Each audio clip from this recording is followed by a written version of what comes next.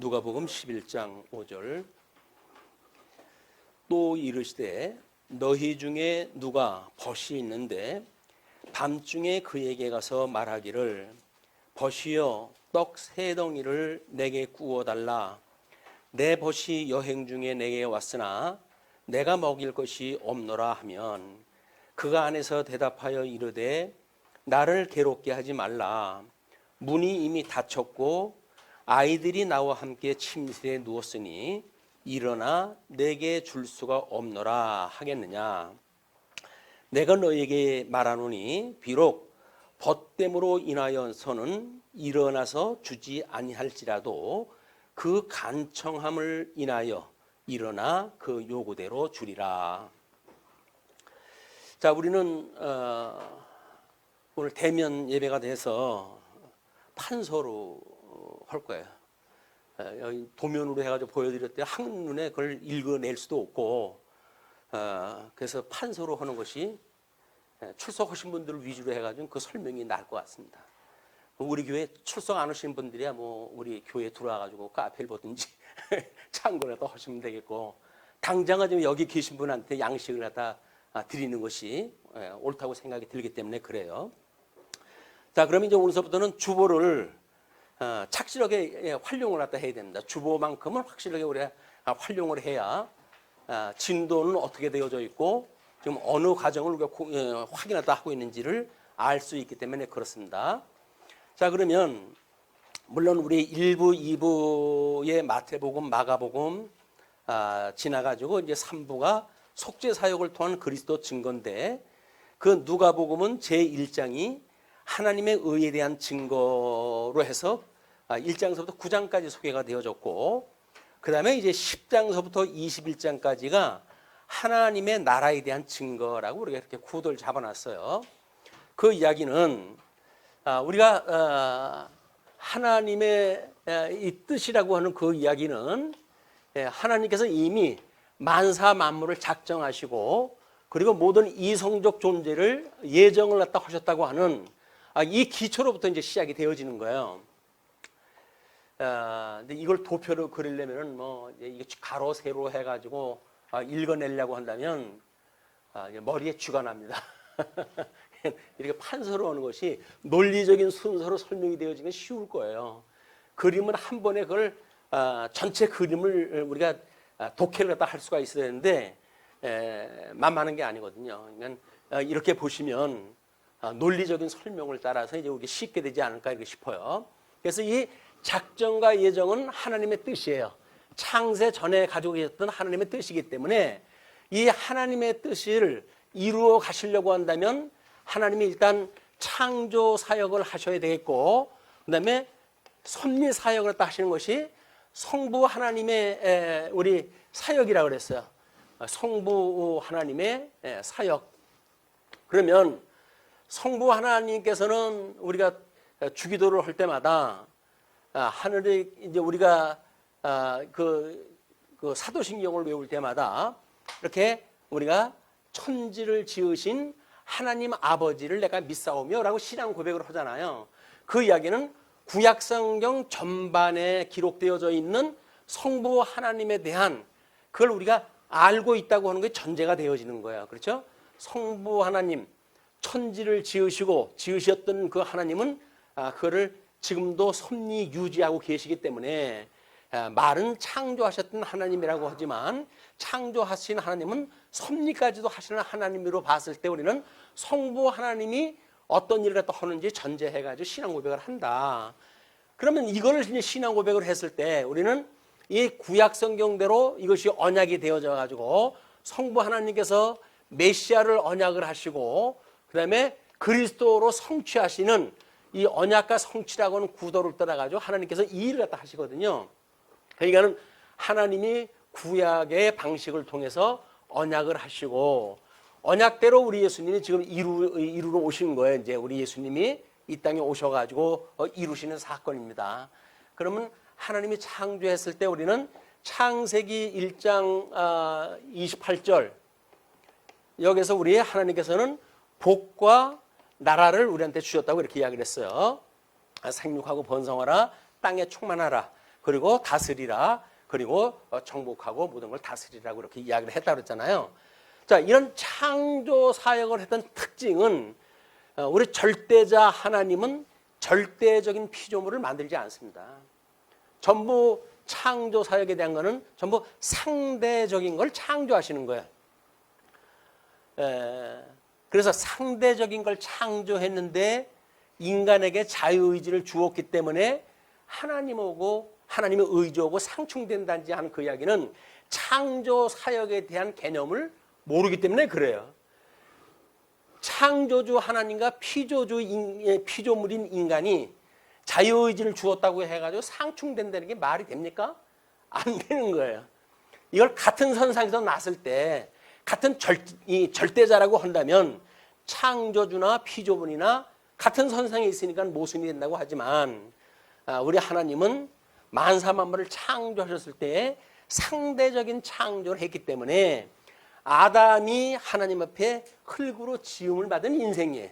그렇기 때문에 그 아담이 자유의지를 따라 가지고 하나님께 형상을 따라 지음을 받았다고 한들 그 자유의지가 하나님의 의지를 방해하거나 또는 모순을 일으키거나 이럴 수가 없는 것이 우리가 천지를 지으신 하나님 아버지를 내가 믿사오며 라고 하는 신앙 고백에 그런 정신이 포함되어져 있는 거예요.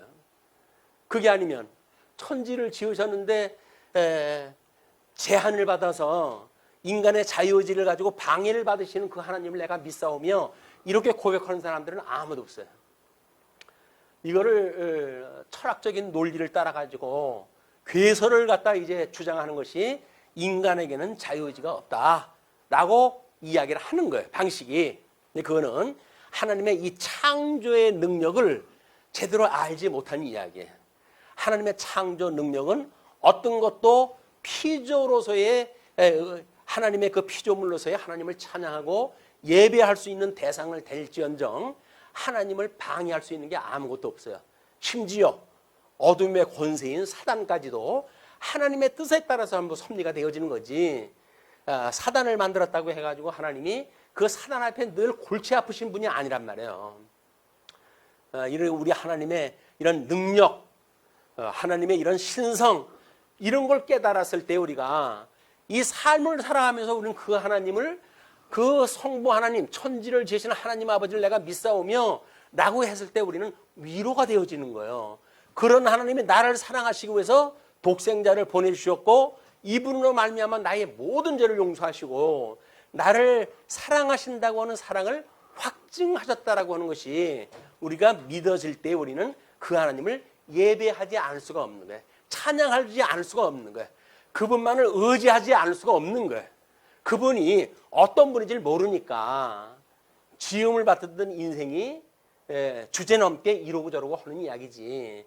하나님이 어떠한 분인지를 아는데 감히 어떻게 우리가 이러고 저러고 합니까? 그러니까 하나님이 어떤 분인지를 모르게 되면 우리는 일반 문화를 따라 살아갈 수밖에 없어요. 이 어둠이 장악하고 있는 세계 속에서 이 어둠의 문화가 뭐 요즘 그 미국에서 넘어왔던 귀신 섬기는 그 놀이 문화 때문에 해가지고 또 뭐 이제 코로나19의 그 위험령을 선포하고 이제 그렇게 되어지는데 귀신 섬기는 것까지도 이게 유행 따라 지금 대한민국까지 들어와가지고 그 전부 장사꾼들이 돈 벌어 먹으려고 하는 일이거든요.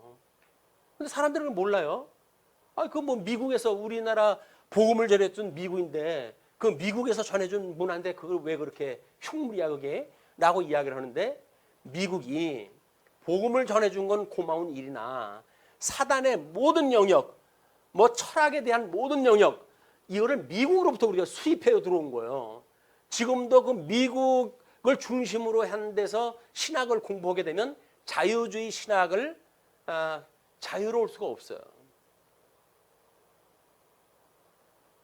그렇다고 해가지고 그분들이 우리들한테 웨스턴도 신앙 고백에 담겨져 있는 복음을 전해주지 않았는가? 복음을 전해줬거든요.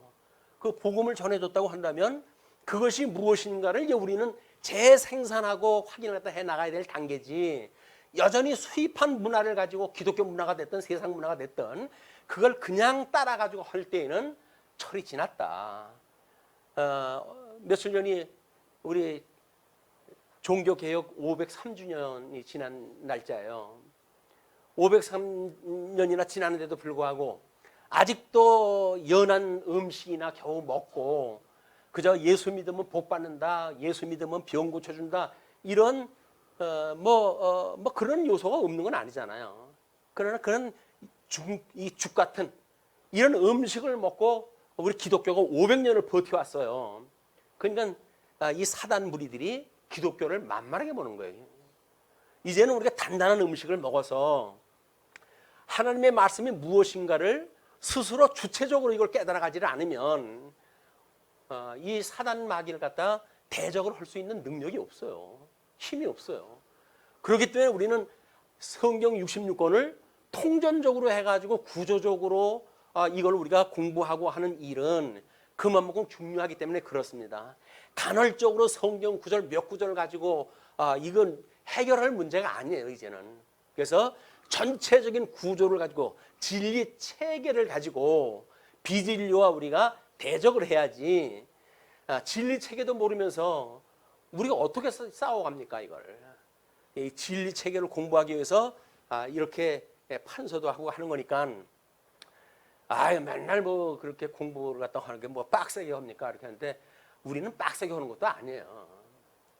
이런 정말 그 빡세게 하는데 제가 뭐 들어가서 보니까 철학이고 뭐고 해가지고 안 가르칠 데가 없어요. 그냥 왜 사람들을 이걸 여기서 깨어나지는 않으면 안 되니까 잠들어 있어가지고 이런 사람들 때문에 안 되는 거거든요. 자, 우리 지난 시간에 주기도문을 이야기를 했어요. 그래서 우리는 주기도가 하나님이 언약하셨던 거를 구하는 것, 이것이 기도라고 이렇게 이야기했어요. 구하는 것. 그러면 메시아를 언약을 했고 그리스도를 통해서 성취하기 때문에 우리가 구하는 거는 이게 하나님의 의와 그리고 나라를 구하게 되어지는 거야. 왜? 예수 그리스도는 이게 하나님의 의와 하나님의 나라가 되시기 때문에 그러는 거예요. 이것이 창조 사역을 했을 때 주었던 양대 언약, 이 복과 나라라고 하는 근본 언약을 섭리해 가시는 하나님의 이건 뜻에 의해 가지고 우리 구하게 되어지는 거거든요. 자, 이렇게 해가지고 하나님께서 이제 행위 언약으로 해가지고 다 망하게 하셨잖아요. 여기서 이 사단의 종이 되게 하셨어요.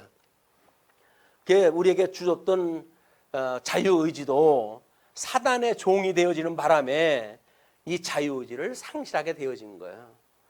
하나님의 기뻐하시는 뜻을 따라서 살아갈 수 있는 능력이 상실됐어요.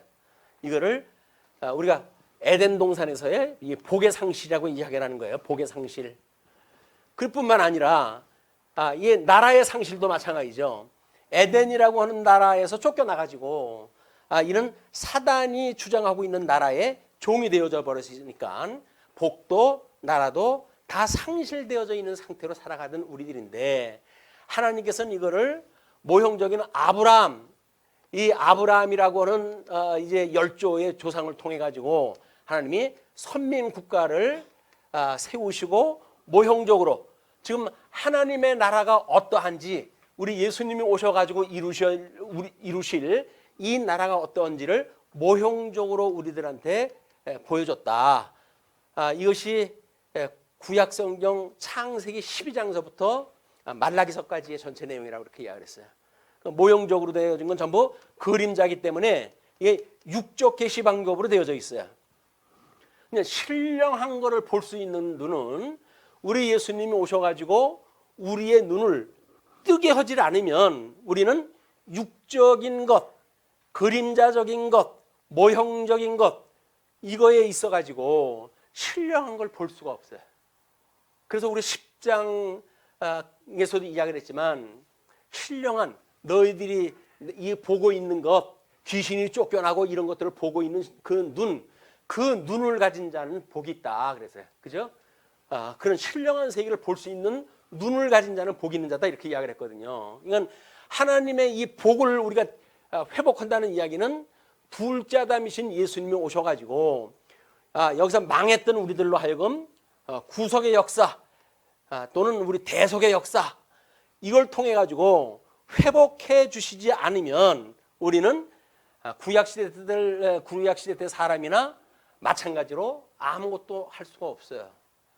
그걸 전제로 해가지고 예수님이 오셔가지고 이제 신약 성경을 통해 가지고 우리 예수님이 어떻게 그걸 이루시는가를 공부하는 중에 이제 복음서에 지금 우리 아까 설명된 대로 1부에서는 직임을 통한 그리스도 증거, 2부에서는 신분을 통한 그리스도 증거, 3부에서 이제 하나님의 사역을 통해 가지고, 사역이라고 하는 것은 하나님이 예수님이 오셔가지고 어떤 일을 갖다 합니까? 라는 이야기거든요.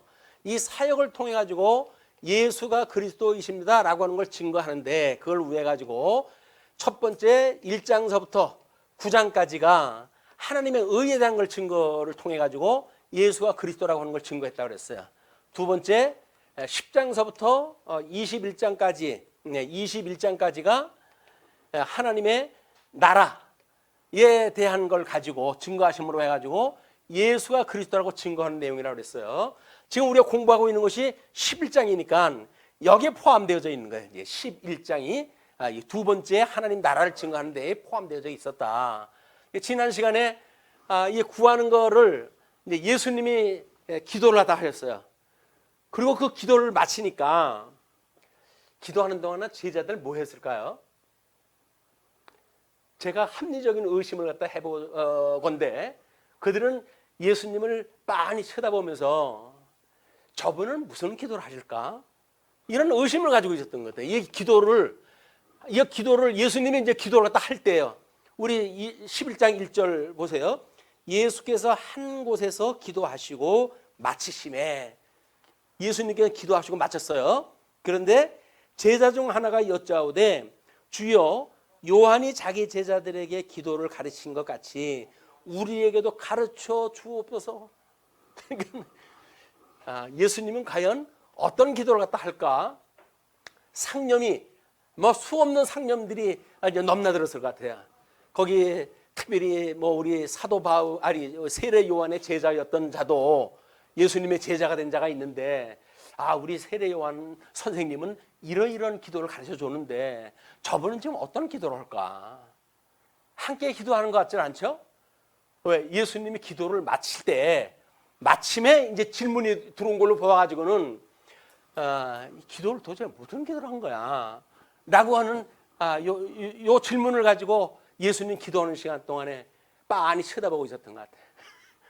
빤히 쳐다본 건 그래도 열정이나 가지고 보고 있지만, 그렇지 않은 자들은 예수님 기도하시네. 우리는 그럼 뭐냐? 뭘 했는지 모르겠어요. 성경에 밝히지는 않으니까. 근데 기도를 마치자마자 기도를 가르쳐 달라고 한 걸로 보아서는 합리적으로 의심이 가는 것이 저들은 예수님하고 함께 기도를 안 했구나. 왜? 기도를 어떻게 되는지도 모르잖아요. 지금 기도를 물어본 걸로 봐가지고는 기도를 들었지 모르잖아요. 그랬을 때 우리가 지난 시간에 공부했던 내용이에요. 이제 기도할 때 이렇게 하라. 기도할 때 이렇게 하라. 이 사람들이 기도를 아주 안 하는 사람들은 아니에요. 세례 요한한테 배운 것도 있었고, 그동안에 예수님 만나기 전에 했던 기도도 있고, 그때의 기도가 이렇게 이런 방식으로 전승되어져 왔던, 이들에게 전승되어졌던 그 기도를 이들이 했은 거는 틀림없어요. 기도 생활을 안 한 건 아니에요. 그러니까는 예수님께서 이들에게 기도에 대한 거를 사람 앞에서 기도하지 말고 골방에 들어가서 기도를 갖다 하고 이렇게 이야기를 하는 거예요. 왜? 이들은 기도를 폼나게 위해가지고 나는 하나님 앞에 늘 기도하는 사람이야 라고 하는 걸 자랑하기 위해가지고 기도했던 그 기도의 풍습은 있어요. 전통적으로 그걸 받은 건 있어요. 그런데 예수님이 기도하실 때 보니까 예수님은 지네들처럼 손을 들고 기도를 하는 것도 아니고 조용히 하나님 앞에 묵상으로 하면서 기도를 갖다 하시니까 이들이 기도를 같이 가르쳐 달라고 이야기를 한 거예요. 그랬을 때 주님이 가르쳐 주신 걸 우리가 주기도라고 이야기를 했고, 마태복음에서 이야기했던 거와 그 다음에 누가복음에서 기도했던 내용이 일부 다른 것이 있다. 송영구가 빠진 거는 어떤 사본에 없다든지 이런 걸로 해가지고 정당을 할 수 있을지 모르나, 우리를 악으로부터 구해주세요라고 하는 그것을 없는 걸로 보아가지고는 이 마태복음과는 사실은 차별이 있어요. 그런데 대체적으로 이게 그냥 같은 얘기다. 오히려 퉁치는 게 편하잖아요. 그런데 사역을 중심으로 이야기를 했다는 이야기는 여기서 우리 마태복음에서 이야기했던 선지자가 이야기했던 건 우리 예수님이 늘 예를 들 때 우리 이 아벨 대신에 이제 이 죽음을 당하고 아벨로부터 뭐 바가랴의 아들 스가랴까지 어떻게 선지자들이 죽었는지에 대한 것을 모든 선지사를 통해 가지고 설명이 되어지거든요. 그때의 선지자들이 무슨 일을 갖다 했는지 그 이야기는 구약성경 전체가 말하는 기도의 뜻이 무엇인지를 우리 마태복음에서는 이야기를 했을 거예요. 왜? 예수 그리스도의 선지직임을 증거하면서 주기도님을 우리한테 소개했기 때문에 그 기도와 사역상 주님께서 우리한테 기도했던 내용들은 차별이 있다고 하는 걸 성경이 그렇게 차이가 나고 악에서 구해달라고 하는 성경 구절이 없으니까 그 이야기는 하나님의 의에 대한 것이 아니라 지금은 하나님의 나라에 대한 상황이기 때문에 그 의로 말미암은 심판에서부터 구원을 갖다 해달라고 하는 그런 요절은 빠졌다. 이렇게 지난 시간에 우리가 공부했다 했어요. 네. 워낙 양이 방대하기 때문에 4절까지 하고 못했잖아요, 이거를. 그래서 이런 전제는 이런 논리에 의해 가지고 만들어진 거기 때문에 이걸 하나의 표로 보기에는 매우 어렵습니다. 그렇기 때문에 이렇게 했을 때 예수님께서 이제 주기도를 이야기를 하시고 5절에 그 이야기예요. 이르시되 너희 중에 누가 벗이 있는데 밤중에 그에게 가서 말하기를 벗이여 떡 세 덩이를 내게 구워달라. 내 벗이 여행 중에 내게 왔으나 내가 먹을 것이 없노라 하면 그가 안에서 대답하여 이르되 나를 괴롭게 하지 말라. 문이 이미 닫혔고 아이들이 나와 함께 침실에 누웠으니 일어나 내게 줄 수가 없노라 하겠느냐?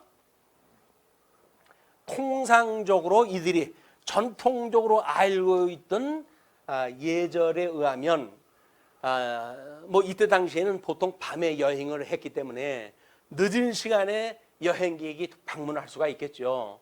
그런데 마침 먹을 것이 없으니까 친구한테 와가지고 이제 먹을 걸 좀 구해달라고 이야기를 했어요. 그러면 전통적으로 해가지고 음식을 주는 문제가 이게 통상적으로 이루어질 수 있는 일이니까 지금 친구도 왔겠죠. 그런데 그가 그렇게 늦은 시간에 와서 너 잠자리 불편하고 한 식구가 다 한 방에서 자고 있는데 잠 깰 수 있을 그런 그 일이 벌어졌다고 해가지고 안 주지는 않겠지. 그 이야기예요. 그렇죠? 그 문장이 그렇게 되어져 있는 거예요. 그렇게 줄 수가 없노라 하겠느냐라고 하는 이야기는 뭐예요? 그럴 수 없다는 이야기죠. 전통적으로 이렇게 손님이 오게 되면 나그네 대접하기를 천사를 대접하듯이 하라고 하는 것이 이들의 전통적인 그 문화의 생활이기 때문에 그건 준 수밖에 없는 거예요. 그러나 거기서 이제 반전이 일어나는데 내가 너에게 말하노니 비록 벗됨으로 인하여서는 일어나서 주지 아니할지라도 벗됨으로 우리 하나님께서는 이스라엘 백성들을 아브라함도 벗이라고 이렇게 하고 그랬죠. 그래서 이 전통적으로 하나님을 믿는다고 했던 유대인들이 가지고 있는 어떤 선민의식, 이 선민의식이라고 하는 그 이야기는 남다른 사람들이에요. 그래서 하도 율법적으로 율법을 드리고 하나님 앞에 경배를 갖다 한다라고 이야기를 할 정도로 그들이 가지고 있는 선민의식은 하나님이 받지 아니하는 제사를 드리는 정도로 이들이 그 일을 다 하고 있었다. 자, 그런데 우리 마태복음 3장 9절에 보시게 되면 속으로 아브라함이 우리 조상이라고 생각하지 말라. 내가 너희에게 이르노니 하나님이 능히 이 돌들로도 아브라함의 자손이 되게 하시리라. 이렇게 흙덩어리로 만들었던 이런 그 인간인 것, 선민의식을 가지고 있는 쓸데없는 생각, 이런 것들로 너희들이 자랑을 하고 그러는데 그런 걸로 해가지고는 너희들이 벗된 것, 전통적으로 이어받는 그런 그 상황으로 했을 적에는 너희들이 안 줄 수도 있겠으나 우리 이거 들어주시는 건 지금 하나님이 들어주시는 기도거든요. 근데 너희들이 이렇게 관습적인 거에 의해 가지고 나한테 기도한다고 한다면 아마 하나님이 안 들어주실 거야. 그러니까 그러면서 뭐라 그러냐면 내가 너에게 말하노니 비록 덧됨으로 인하여서는 일어나서 주지 아니할지라도 그 간청함을 인하여 일어나 그 요구대로 주리라. 간청. 여기서 나오는 것이 간청이에요. 간청. 이런 전통적인 거에서 상황이 다른 게 간청이에요. 간청. 하나님께서 우리 이스라엘 백성들한테 제일 싫어하시는 것이 외식인데 껍데기로만 뭘 한다고 하는 그 이야기예요. 그렇기 때문에 아마 요엘서 2장 13절을 보시게 되면 너희는 옷을 찢지 말고 마음을 찢고 너희 하나님 여호와께로 돌아올지어다. 그는 은혜로우시며 자비로우시며 노하기를 더디하시며 인애가 크시사 뜻을 돌이켜 재앙을 내리지 아니하시나니 주께서 혹시 마음과 뜻을 돌이키시고 그 뒤에 복을 내리사 너희 하나님 여호와께 소제와 전제를 드리게 하지 아니하실는지 누가 알겠느냐. 뜻으로 해가지고는 멸망 너희 이스라엘 너희들 이놈들 상종도 내가 안 할 거야 라고 이야기를 하셨어요. 그러나 너희들이 간청을 하게 되면 이 간청이라고 하는 이야기는 염치 불구하고 하는 기도라고 이렇게 보통 이제 주석가들은 이야기를 하거든요. 그러면 그렇게 기도를 했다 하면 하나님께 들어주신다. 그런 그 이야기예요. 이것이 철저하게 회개라고 하는 이 과정을 거치지 않고 그냥 간섭적인 기도로만 해가지고 너희들이 달란다고 하는 그 이야기는 들어주시질 않아. 너희들이 이렇게 관습적으로 하는 기도 위에 간청을 하는 기도가 있어야 돼. 그 이야기는 너희들 옷만 찢고 거칠애로 해가지고 두 손 들고 길거리에서 기도한다고 폼 잡는 그런 기도를 주님께서 들어주시지 아니하고 골방에서 눈물을 흘리고 너희의 마음을 찢고 하나님 앞에 회개하는 심령을 가지고 있지 않으면 하나님은 너희를 들어주시지 않아. 그 이야기예요. 그 이야기가 뭡니까? 예수 그리스도가 십자가에 못 박아 죽으시는 이 놀라운 회개의 역사가 있지 않냐고는 너희들한테 이런 신령한 세계를 하나님께 주실 건 꿈도 꾸지 마라. 이런 그 이야기예요. 그 이제 우리가 기도를 갖다 해가지고 기도를 갖다 할 때 제일 중요한 덕목이 뭐라 그랬어요? 기도는 우리 예배의 특히 한 부분이라고 이야기를 했어요. 우리 예배는 보통 하나님의 뜻을 분별하는 것이라고 이렇게 하죠. 뜻 분별. 그 다음에 우리 믿음의 분량만큼 생각하는 것, 이 믿음의 분량만큼 우리가 하는 것, 이것이 기도와 그 다음에 찬송이 포함되어지는 거예요. 우리가 얼마나 믿음이 있느냐에 따라서 찬송을 할 것이고 얼마나 믿음이 있느냐에 따라 기도를 할 거라고요. 이것이 만약에 믿음의 분량이 진하게 무조건 하고 도식화되어져 있는 기도를 갖다 해가지고 그걸 기도를 한다고 해가지고 하나님 들으시겠어요? 우리 주기도가 그래 왔잖아요. 지금까지 따다다다다다 해가지고 했던 것이 주기도로였었다고요. 이게 그거를 우리가 주님 가르치신 기도를 속도를 갖다 한 3배속으로 3분의 1 배속으로 늘려놨잖아요. 그래가지고는 처음에는 따라 할 수가 없었어요. 왜? 우리가 기억하고 있는 순서로 도저히 기도를 할 수가 없었던 거예요. 그냥 머리에 이렇게 입력되어져 있는 걸로 기도를 했다 했지 마음에 있는 기도가 아니었기 때문에 그런 거거든요. 주님이 가르쳐준 기도도 그러할진데 찬송도 마찬가지죠. 그게 하나님이 기뻐하시고 찬양받으시는 경외하는 마음을 가지고 찬송하다 하냐, 아니면 그냥 뭐 지네들이 좋아가지고 뭐 해가지고 신나게 열린 예배니 뭐니 해가지고 이래가지고 드리는 그 찬송을 하느냐, 그 이야기는 매우 우리가 조심해서 봐야 되는 거예요. 우리가 신나가지고 하는 기도가 있어요. 우리가 신나서 찬송하는 게 있어요. 왜? 우리들의 영적 존재니까 어떻게 하면 주님 앞에 기뻐하는 제사가 될까, 기도가 될까라고 이걸 하니까. 그 다음에 이제 세 번째가 은사 실현이라고 이야기를 했잖아요. 주님의 몸 된 교회는 그래서 말씀 강론이 말씀 중심의 그 예배라고 하는 그 이야기는 이렇게 하나님의 뜻을 분별하는 것이 영적 예배, 신령한 제사입니다. 영적 예배의 세 가지 원리 중에 이게 포함되어지기 때문에 그러는 거예요. 예배가 하나님의 뜻도 분별하지 아니하고 그냥 뭐 푸닥거리듯이 그렇게 하면서 드리는 것이 예배가 아니란 말이에요. 하나님의 뜻이 무엇인가를 분별하지 않으면 그건 예배가 아닌 거예요. 그리고 믿음의 분량만큼 우리가 기도하고 찬송해요. 그럼 은사 실현을 우리가 어떻게 한다 그랬죠? 은사 실현을. 교회 오면 연보를 갖다 해요. 연보. 이걸 재직회라고 하는 걸 통해 가지고 각양받은 은사의 직분을 가진 사람들이 재직회를 통해 가지고 공동의에서 위임되어진 그런 우리 자산 뭐 이런 뭐 비용 이런 것들을 회의 절차를 통해 가지고 우리가 실현을 갖다 하는 거예요. 물론 거기서 확대가 되어지게 되면 뭐 우리가 전도도 하고 좀 더 넓은 데로 해가지고 대외 봉사도 하고 이런 일이 있으면 좋으련만 뭐 전세방 월세 내기도 급한 우리들이기 때문에 이 비용이라는 건 대부분 그렇게 우리가 소비를 다 하고 있는 거예요.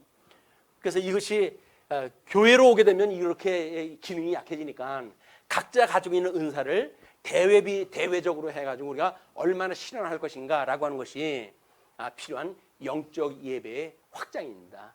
우리 특별한 교회 와서 드리는 예배 이거는 이렇게 뭔가 제한되어져 있을 수밖에 없으니까 이거를 어떻게 우리가 나가서 모든 그런 영적 우리의 기능들을 활발하게 활동을 할 것인가라고 하는 것이 뭐 구역 예배일 수도 있고 전도의 활동일 수도 있고 이게 확장이 되어지는 거예요.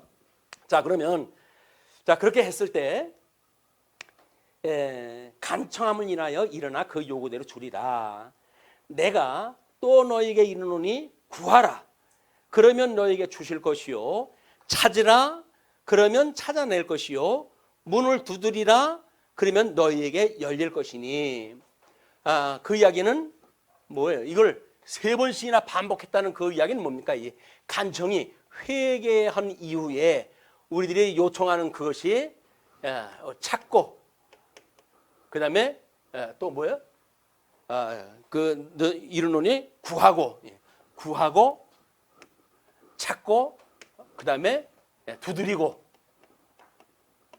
그 이야기는 간청했던 회개의 그런 깊이만큼 하나님의 뜻을 구하는 일이 이렇게 우리한테 쉬지 말고 할 필요가 있다는 거예요. 자, 이스라엘 백성들은 중간기를 거쳐가지고 165년에 마카비 왕조를 통해가지고 이들은 이제 수전이 되어졌고 그리고 하나님의 나라를 회복한 걸로 생각할 만큼 살고 있던 문화예요. 그 뒤에 하스몬 왕국에 의해 가지고 이때 당시에 다윗이 차지했던 땅덩어리만큼 다 차지했던 그런 그 시절이에요. 그런데 이런 그 시절인데 이것이 지나가지고 예수님 오셨을 때 지금 이들이 살아가고 있는 믿음의 생활을 보게 되면 전부 관습적인 거에 매여져 있었고 구약적인 방법에 제한되어진 이런 신앙생활에 지금 하고 있었던 상황이다. 역사적인 배경이 그렇단 말이에요. 여기서 우리가 예수님의 간청을 하다 구하고 찾고 두드리고 라고 하는 걸 이야기는 뭡니까? 한마디로 쉬지 말고 기도하라 그래요. 쉬지 말고라고 하는 기도를 문자적으로 보게 되면 뭐예요? 쉬지 말고. 쉬지 안 쉬는 거겠죠. 숨도 쉬지 말고 그냥 안 쉬고 기도라도 하는 얘기예요.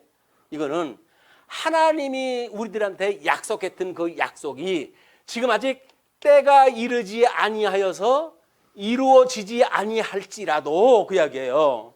그래도 우리는 참고 인내하면서 쉬지 말고 기도하라는 이야기입니다. 쉬지 말고 기도해라. 그래서 우리 예수님은 지금도 천상에서 우리를 위해서 중보 기도하고 계시잖아요. 쉬지 않고 기도하시는 거예요. 왜? 하나님 나라가 이제 완성이 돼야 되니까. 그걸 위해 가지고 주님은 쉬지 않고 기도하고 계시다. 그럼 우리가 주님을 머리로 한 주님의 몸된 교회는 쉬지 않고 기도를 했다고 하면 어떻게 해야 돼요? 이 의와 나라를 구하는 것이 아니라 맨날 먹을 거 주세요, 입을 거 주세요 라고 하는 기도만 하게 되면 하나님의 뜻하고는 전혀 상관이 없는 거 아니에요, 이게. 물론 우리가 부분적으로 해가지고 또는 그러니까 예수님의 그 지체로 살아갈 때 육적인 요소가 있는데 그것이 필요 없다는 건 아니에요. 그러나 본질을 위한 기도여야지. 본질은 전부 제외시켜 놓고 어떤 우리의 육으로 살아가는 방법적인 것, 구약시락의 사람들이 이야기했던 육적인 방법의 기도만 구하는 것은 너무 초보적인 기도다, 그 이야기예요. 예수님께서는 지금 기도를 또 하면서 그렇게 두들기고 그리고 너희에게 찾고 두드리면 그러면 너희에게 열릴 것이고 구하는 이마다 받을 것이고 찾는 이는 찾아낼 것이고 두드리는 이에게는 열릴 것이니라. 이거는 필성. 이렇게 기도하는 일은 하나님께서 아주 필히 이루어지는 일, 필히 성취할 그런 이야기인 거야. 주님께서는 아버지의 뜻을 이렇게 쉬지 않고 기도하게 되면 언젠가는 이루어지지 않겠어요. 이때 우리가 쉬지 않고 기도한다라고 하는 그것이 하나님의 나라가 완성되어질 때까지는 기도를 멈추는 죄를 범치 않겠다는 이야기거든요. 그를 시간적으로 멈추지 않는다고 생각이 들어가지고 리레이 기도를 또 한다든지 이렇게 육적인 걸로 이해를 하게 되면 우리는 그냥 간청도 모르고 회개도 모르고 여기서 강구하는 내용도 모르고 그리고 그냥 연물 외우듯이 하는 거예요. 이거를 지금 예수님께 경계하다 시키신다. 자, 그래서 너희 중에 아버지 된 자로서 누가 아들이 생선을 달라 하는데 생선 대신에 뱀을 주며, 우리 구약 시대 때는 레위기 때서부터 주님이 우리들한테 음식으로 줘야 되는 음식, 먹어도 좋은 것 또는 부정한 음식 또는 정한 음식, 이걸 둬가지고 하나님의 기뻐하시는 뜻이 무언가를 분별하도록 했어요. 그냥 이때까지만 와도 예수님 오시고 베드로가 기도할 때까지만 해도 마찬가지죠. 거기서 하나님이 기도 중에 가증한 그 먹이가 담겨져 있는 보자기를 내리시잖아요. 그랬더니 다윗이 담대하게 말하죠. 주님, 저는 지금까지 이런 부정한 음식을 먹은 적이 없습니다. 이걸 어찌 나한테 먹으라고 그럽니까? 시험에 들게 하지 마시옵고. 기도를 어떻게 했는지 모르겠어요. 그러나 주님께서 3번씩이나 내려주면서 내가 정하다가 보니까 정한 거야. 육적인 거를 뛰어넘지 못하고 너희들은 새로운 세계를 볼 수가 없어. 그 이야기거든요. 그렇게 해가지고 거기서 이것이 이방인에게도 복음을 전하라고 하는 이야기로구나 라고 하는 뜻을 깨달아가지고 이 육적으로 제한되어져 있던 생각이 뻥 하고 뚫린 거야. 이게 초월되어진 세계를 맛을 본 거예요. 베드로가. 이게 내가 알고 있는 그런 세계가 다가 아니로구나. 주님께서 지금 우리한테 준비하고 열어나가는 세계는 이것이 이렇게 내재되어진 세계뿐만 아니라 영원한 세계로 해가 초월되어진 세계를 통해서 하나님이 이 사역을 보여주시는 거로구나. 이걸 깨닫게 하시는 일이란 말이에요. 우리 세계는, 우리들의 이 사고는 끊임없이 갇힌 사고를 가지고 살아가기 쉬워요. 지금 같은 대한민국의 문화권에 사니까 그래도 멋좀 내고 그러려면 이태원 출입을 갖다 해야 될 거 아닙니까? 이태원 출입하면 지금쯤은 할로윈이니 뭐니 해가지고 대인이 해가지고 귀신 신하나 까먹는 걸 갖다가 우리 섬기는 그 일을 갖다 해야 된다고요. 그건 세련된 게 아니에요. 완전히 이 사망의 권세가 끌고 가는 지옥의 거의 입구에까지 지금 가고 있는 것이 지금 이 타락한 문화의 세계다. 이거로부터 과연 우리가 어떻게 신령한 세계, 하나님의 이 거룩한, 내가 거룩하니 너희도 거룩하다라고 했던 이 거룩의 세계로 우리가 늘 바라보고 살아가는가. 말이 좋아 예수를 믿고 우리가 성화의 단계를 살아간다고 하지만 성화의 단계가 아닌 거예요. 여전히 그냥 여기서 먹고 마시는 거 이거 가지고 우리가 지지고 먹고 살고 있지, 정말 신령한 세계를 통해 가지고 거룩이라고 하는 걸 우리가 지향하고 살아가는가. 다시 오실 예수님이 너희들을 내가 신부로 맞이할 거야. 그때까지 정한 신부의 모습으로 나를 기다려 라고 이야기를 다 했는데, 그 예수님이 오실 때까지 우리가 정말 단장한 신부의 모습으로 이 세상을 살아가고자 하는 마음이 있는가? 그런 것이 아니라고 한다면 달라진 거 아무것도 없어요. 그냥 이 제자들처럼 과거의 관습적인 세상에서 살아가는 것뿐이란 말이에요. 우리가 어떻게 신령한 세계를 바라보고, 그리고 우리의 생명의 근원이신 예수님이 임재하심을 깨달아서 성령께서 친히 이루어 가시는 하나님의 나라를 이루어 갈 것인가 라고 하는 걸 가지고 이 본문을 우리가 이해를 해야 되는 말이에요. 자, 그러면 그렇게 하기 때문에 또 너희 중에 아버지 된 자로 누가 아들이 생선을 달라 하는데 생선 대신에 뱀을 주며 그 다음에 알을 달라 하는데 정갈을 주겠느냐. 뭐 이때 유대인들의 뭐 양식이 떡, 포도주, 그 다음에 삶은 계란 뭐 이런 정도가 이제 늘상 일상의 그 양식이거든요. 근데 알을 달라 그러는데 그 정갈이 바로 이 사단의 권세들의 능력 아닙니까? 그게 뭐예요? 사단이 쏘는 거예요.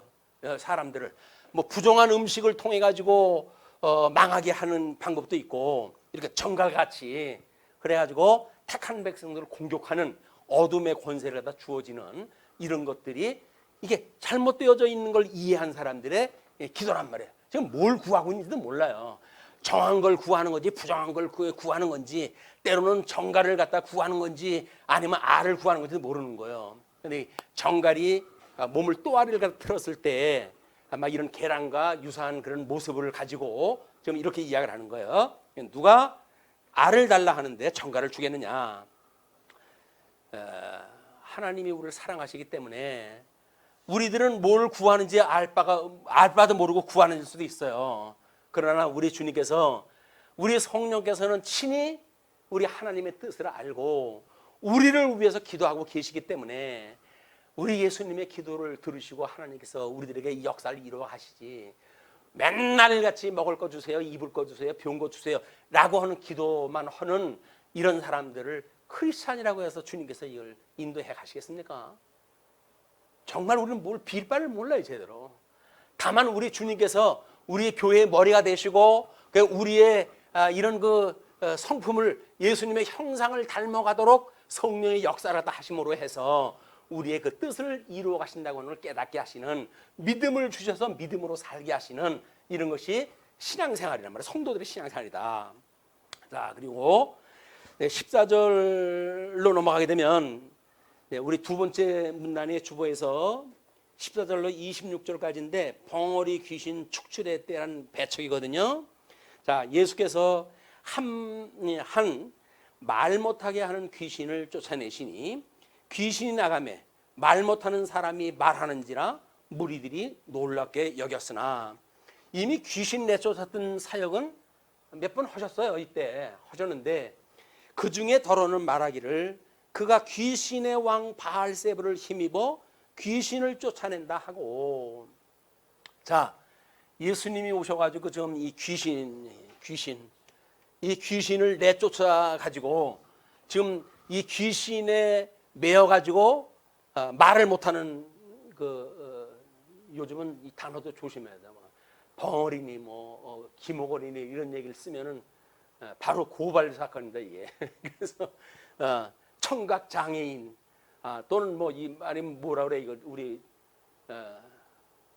농화 이렇게 가지고 장애를 갖게 되어져 있는 이런 거를 과연 비장애인들은 그런 장애를 가지고 있는 사람들을 어떻게 보고 있는가에 대한 대등한 입장에서 그걸 설명을 하려고 이제 그러는 거예요.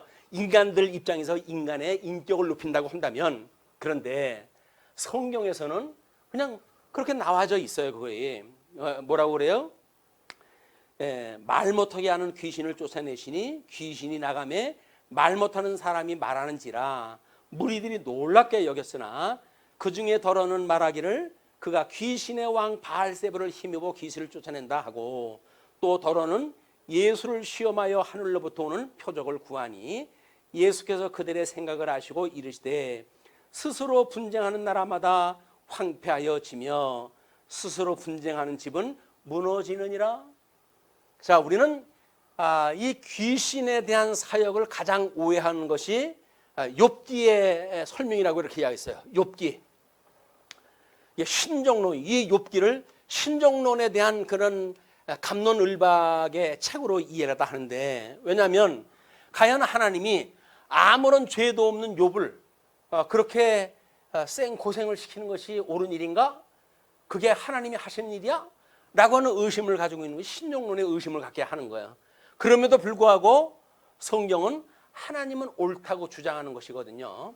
그런데 이 귀신에 대한 오해가 없는 사람들은 지금 이때 예수님이 귀신을 쫓았을 때 귀신의 왕 바알세불의 힘을 얻어가지고 귀신을 내쫓았다라고 이야기를 하는 거예요. 그러니까 귀신의 왕 바알세불을 힘입어가지고 쫓았다고 한다면 귀신의 나라가 지금 분쟁이 일어났다는 거 아닙니까? 자, 귀신의 나라가 분쟁이 일어난 사건이 우리가 어디서 보면 알 수가 있을까요? 뭐 우리 다니엘서 보게 되면 바벨론, 메데, 바사, 헬라, 그 다음에 디아도코이 끊임없이 자기네들끼리 싸워가지고 잡아먹고 이렇게 되어져 왔던 거예요. 그래서 끝내 예수 그리스도의 흰돌이, 뜬돌이 그 신상에 이제 발을 갖다 쳐가지고 결국은 이 거짓 나라, 세상 나라를 무너지게 한다는 것이 구약 성경의 이야기란 말이에요. 그래서 이 욥기의 마지막에 욥은 예수님한테 예, 하나님 앞에 뭐 그렇게 주저리 해가지고 나를 왜 이렇게 태어나게 했나요? 어쩌나요? 라고 이야기를 했다가 끝내 끝장에 가가지고 뭐라 그래요? 내가 그동안 주에 대해서 귀로만 듣었더니 이제는 눈으로 보나이다 이렇게 복을 얻다 했잖아요. 하나님 앞에. 자, 눈으로 보는 거예요 지금. 이들은 귀신이 축기라고 하는 그 이야기를 귀신에 대한 사역에 대한 거 성경을 통해서 무던히 들었어요. 그런데 귀신이 쫓겨난 걸 지금 예수님한테 이 사역을 통해서 지금 눈으로 본 거 아니에요? 욥기를 제대로 공부를 했다고 한다면 저분이 그러면 욥기에서 말씀했던 그 여호와뿐 아니야? 여호와 아니야? 언약대로 이루어가시는 그분 아니야? 라고 생각이 들어야 되는데 귀신의 영 바알세불을 힘입어 쫓아냈다 라고 해가지고 디스를 했다 하는 거예요. 예수님을 디스하는 거예요. 지금도 예수님 디스하는 인간들이 꽤나 많아요. 사건만 있으면 어떻게든지 발목을 잡고 그래 디스를 한다 하는데 그 화를 어떻게 다 당하려고 그런지 모르겠어요. 그 인생들이 불쌍해요.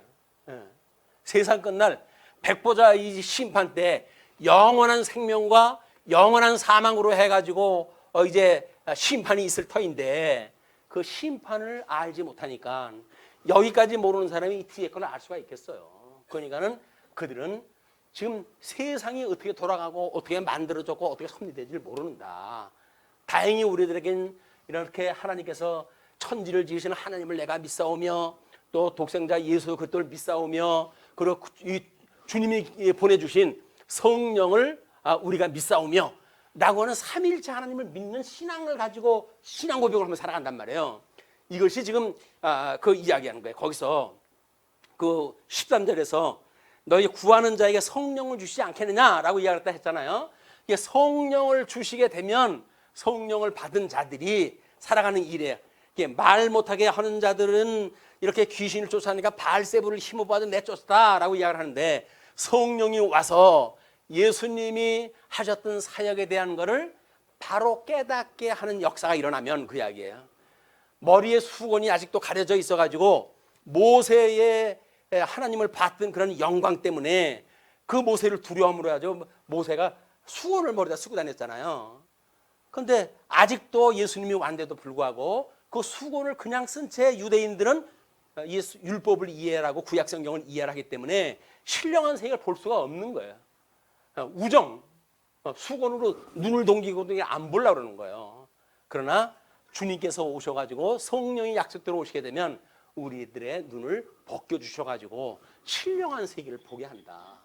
성령의 충만이 귀신 씨나라 까먹듯이 그렇게 하는 것이 성령 충만이 아니라 어떻게 하나님이 어떠한 분인가를 깨닫게 하시는 역사가 우리들한테 임하게 되어진단 말이에요. 그것이 인식의 주관자인 성령 역시 일들이에요.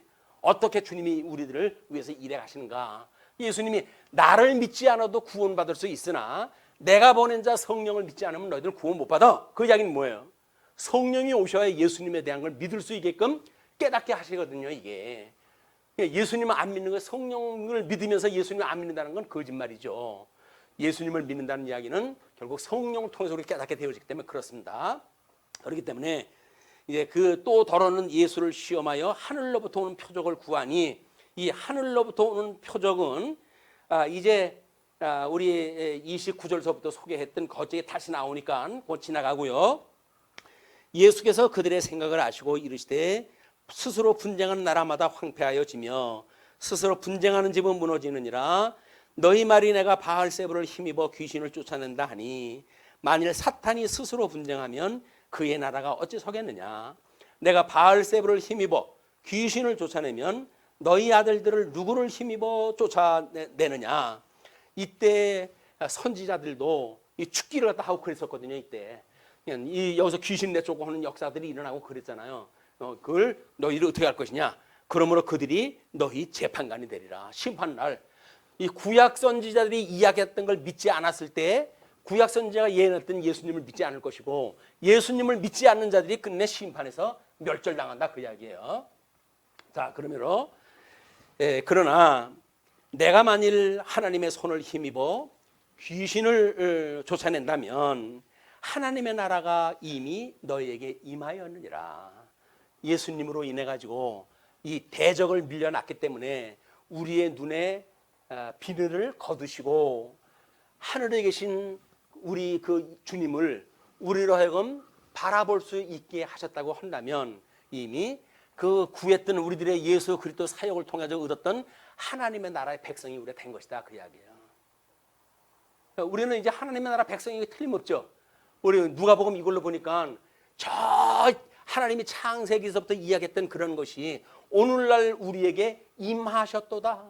성령이 우리에게 임하셔가지고 우리로 하여금 눈에 거쳤던 모든 육적인 비늘을 갖다 전부 제거를 시키고 신령한 세계를 보게 하시고 그러므로 우리가 영생을 얻은 자로서 중생을 받은 자로서 하나님 나라의 백성으로 살아가게 되어지기 때문에 거룩한 삶을 우리가 추구하며 살아갈 수 있게 되어지는 거예요. 자, 그러므로 강한 자가 무장을 하고 자기 집을 지킬 때에는 그 소유가 안전하되 더 강한 자가 와서 그를 굴복시킬 때에는 그가 믿던 무장을 빼앗고 그의 재물을 나누니라. 그때 보통 침략을 했을 때 일어나는 상황들이에요. 나와 함께 하지 아니하는 자는 나를 반대하는 자요 나와 함께 모으지 아니하는 자는 해치는 자니라. 우리는 내가 뭘 갖다 했느냐라고 하는 그것도 중요하지만 그것이 결국 예수님과 더불어 우리가 그 뜻을 하나로 묶어가지고 살아가는가가 중요한 거예요. 그러니까는 나와 함께 하지 아니하는 자, 그 이야기는 뭐예요? 예수님의 뜻하고는 상관없이 살아가는 자, 이런 자들은 또 뿐만 아니라 나와 함께 모으지 아니하는 자는 해치는 자야. 나를 반대하는 자들이다 그 이야기예요. 예수님을 갖다가 하나님의 뜻을 구하지 않고 자기 뜻대로 구하고 그러면서 그런 사람들 하나님의 뜻을 구하는 자들을 비웃고 그렇게 해가지고 세상의 문화를 추구해가고 이렇게 사는 사람들은 결국은 예수님을 해치는 자예요. 해치는 자. 해치는 자가 뭐예요? 대적이라는 대적. 그래서 우리가 일반 문화가 이 세속 문화가 얼마나 우리들한테 더러운 곳인지를 우리가 깨달아야 거룩한 삶을 추구하고 싶지. 그렇지가 않으면 우리는 육체의 기회로 삼고 싶은 걸 잡고 왜? 여기서 살던 세계가 써먹을만 했잖아요. 이게 즐겁고 기쁘고 육감적이고 얼마나 그랬어요. 그렇기 때문에 우리 이 거룩한 예수 그리스도의 형상을 닮아가기보다는 육체의 기회로 삼아가지고 자유를 육체의 기회로 삼는 이런 우를 범하게 되어지는 겁니다. 그렇기 때문에 더러운 귀신이 사람에게 나갔을 때에 물 없는 곳으로 다니며 쉬기를 구하되 얻지 못하고 이에 이르되 내가 나온 내 집으로 돌아가리라 하고 가서 보니 그 집이 청소되고 수리되었거늘. 자, 이 사람들은 지금 마카비 왕조를 거쳐가지고 수준이 깨끗하게 됐잖아요. 그 이야기는 뭐예요? 이제 그 안티오코스 4세에 그 공격으로부터 진정한 자유를 얻고 성전, 더럽혀졌던 성전을 깨끗게 했어요. 수정까지 이루었지만 청소가 되었는데 원수 마귀가 이제 어떻게 뭐라 그래요? 이에 가서 저보다 더 악한 귀신 7을 데리고 들어가서 거하니 그 사람의 나중 형편이 전보다 더 심하게 되느니라. 자, 우리 이 마카비 왕조가 끝나고 하스몬 왕조가 생기고 이걸로 해가지고 이제는 우리가 하나님 나라 백성으로 완성이 됐나 보구나. 구약 성경이 언약되어졌던 하나님 나라가 완성이 되었나 보구나 라고 해가지고 아직도 헤롯이라고 하는 거짓 왕이 통치를 하고 있는 그런 유대 왕국에 살면서도 그걸 모르고 살아가는 이들한테 지금 이 사건을 얘기했다 하는 겁니다. 너희들 칠두 십각이 뭔지는 알아? 여기서 이 7이나 더 되는 귀신을 갖다 끌고 왔으니까 7도 십각이라고 하는 로마 제국에 예속되어져 있는 거짓 왕국인 헤롯 제국의 하에 너희들이 지금 안연하게 살고 있어. 이걸로 뭔가 하나님 나라가 완성됐다고 너희들 착각하고 있는 거야. 그러나 하나님 나라는 그런 것이 아니야 라고 하는 걸 이야기를 하는 거예요. 그래서 청소가 되고 수리되었을 때 그들이 이제 그 7이나 악한 귀신 7을 데리고 들어가서 거하니 그 사람의 나중 형편이 전보다 더 심하게 되었느니라. 나중에 지금 이 로마 제국에 의해 가지고 이들이 노예 중에 노예가 되어져 있는 거예요. 지금 주권, 모든 주권을 상실하고 그거를 예수님이 오셔가지고 지금 새로운 하나님 나라를 이제 완성하다 해가신다. 그걸 약속으로 다 한 내용이죠. 그런데 27절 이 말씀을 하실 때에 무리 중에서 한 여자가 음성을 높여 이르되 당신을 뵌 태와 당신을 먹인 저지 복이 있나이다. 이 여자는 지금 알고 하는 얘기인지 모르고 하는 얘기인지 몰라요. 잘간 그렇게 예수님한테 이야기를 했어요. 근데 그 이야기는 언제 나왔던 거예요? 이게 그 이야기는 아마 우리 마리아가 잉태했을 때 엘리사벳이 찬양하는 내용 중에 보게 되면 이 이야기가 나와요. 잉태했던 그 배와 그것을 먹이는 저지를 가진 자는 너는 복이 있다. 마리아를 갖다 칭송하는 내용으로 나오게 되죠. 그리고 그런 것이야말로 결국은 신령한 것을 보는 눈이란 말이에요. 마리아는 자기가 뭐 잉태된 걸 어떻게 알겠어요. 근데 성령의 감동을 받아가지고 마리아가 오니까는 태 안에서 뛰어놀잖아요. 우리는 인식의 세계를 이렇게 육적인 개념으로 갇힌 세계에 살기 때문에 아니 임신 6개월 된 사람이 임신 초기자인 마리아를 갖다 보고 지금 이 방문을 갖다 했는데 어떻게 태 안에서 그 요한이 예수님을 보고 뛰어노느냔 말이에요. 여기서 보이는 세계만 보니까 그런 게 전혀 상상도 못할 일 아니에요. 그런데 보이지 않는 곳의 그 역사를 통해서 하나님께서는 어떻게 하시는 걸 우리한테 보여주니 우리가 갇힌 세계로부터 열린 세계, 내재되어진 세계로부터 초월되어진 세계관을 가지고 성령을 이해하고 우리 하나님 예수 그리스도를 믿고 천상에 계셨던 그리스도가 지금도 우리와 함께한다고 하는 내재와 초월이 하나로 우리가 믿어지는 이런 신앙생활이 필요하다. 하나님 보좌 우편에 계시니까 지금 여기는 안 계신 겁니까? 그의 영이 성령을 보내주셨잖아요. 근데 함께 계신 거 아니에요? 그럼 예수님만 오셨으니까 성부 하나님은 지금 우리하고 함께 계신 게 아닙니까? 삼일째 하나님은 영원한 삼일째 하나님인 거예요. 그러니까 예수님을 보았으니 너희 아버지를 본 거야. 그 이야기가 예수님이 하시는 거 아니에요? 예수님을 보면서 하나님을 보여달래 자꾸. 그 성령이 왔는데 성령이 왔다고 그러면서도 불구하고 예수님을 모르는데 말이 안 되잖아요.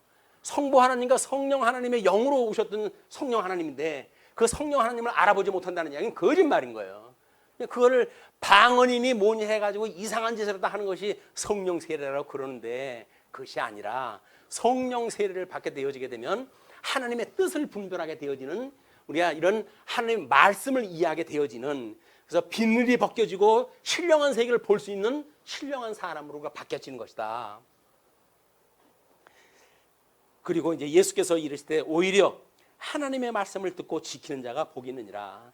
그래서 아마 일찍이 누가복음에서도 그런 그 이야기를 했죠. 누가복음 6장 17절서부터 23절까지 모든 능력이 예수님께로 나와가지고 병자를 고치고 뭐 이런 내용도 소개를 다 하고 또는 우리 전장에서 봤듯이 누가복음 10장 28절에 어떻게 하면 영생을 얻습니까? 라고 묻는 자에게 뭐라 그래요? 그 비유를 갖다 사마리아의 그 비유를 갖다 쭉 한 뒤에 너도 그렇게 해. 너도 그렇게 해. 여기서 모형적인 율법을 그대로 행하는 건지를 알았었는데 그대로 허라는 거예요. 그러면 네가 살겠다 그 이야기예요. 영생을 갖다 주겠다 그 이야기예요. 할 수 없는 거예요 이게. 할 수가 없기 때문에 예수님이 오신 거 아닙니까?